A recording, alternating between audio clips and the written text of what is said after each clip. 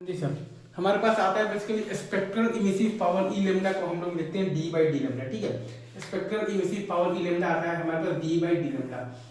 तो ई lambda versus lambda का graph है। अगेन ये सब वही पुराना चीज है कि interval of the E lambda into D lambda बराबर आ जाएगा सिग्मा इनटू ई इनटू आ जाएगा टी टू द पावर 4। ठीक है, तो लेमडा इनटू टी बराबर कांस्टेंट, ये वेन्स डिस्प्लेसमेंट लॉ का ही पार्ट है, तो इस पर बहुत ज़्यादा आपको मतलब वो नहीं है। स्पेक्ट्रल इमिसिव पावर बस एक टर्म आपको याद रखना है। ठीक है, हाँ जी सर, वेन्स डिस्प्लेसमेंट लॉ हमारे पास ये कहता है कि lambda M into T B बराबर हमारे पास आ जाता है कांस्टेंट आ जाता है। ठीक है, और बी का वैल्यू हमारे पास होता है 0.282 होता है हमारे पास केल्विन इंटू सेंटीमीटर। ठीक है, lambda M into T B बराबर कांस्टेंट बराबर बी आता है हमारे पास 0.282 इंटू आता है हमारे पास केल्विन इंटू सेंटीमीटर। ठीक है, अब अगर हमें एरिया की बात करनी है तो वो आ जाएगा हमारे पास integral of the E lambda into D lambda, तो वो आ जाएगा हमारे पास बराबर ई के, क्योंकि ई लेमडा होता है हमारे पास स्पेक्ट्रल इमिसिव पावर होता है हमारे पास डी बाई डी लेमडा के बराबर।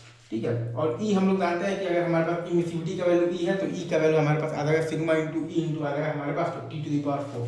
ई हमारे पास आ जाएगा sigma E T to the power 4 आ जाएगा। ठीक है, तो एरिया हमारे पास हो जाएगा integral of the E lambda into D lambda, वो आ जाएगा हमारे पास ई, एरिया बराबर ई बराबर आ जाएगा सिग्मा इंटू ई इंटू आ जाएगा हमारे पास टी टू द पावर 4। ठीक है, तो टेम्परेचर को अगर आप यहाँ पर के टाइम्स अगर आप करेंगे तो लेमडा एम आपके पास 1/k टाइम्स हो जाएगा और एरिया आपके पास k to the power 4 times हो जाएगा।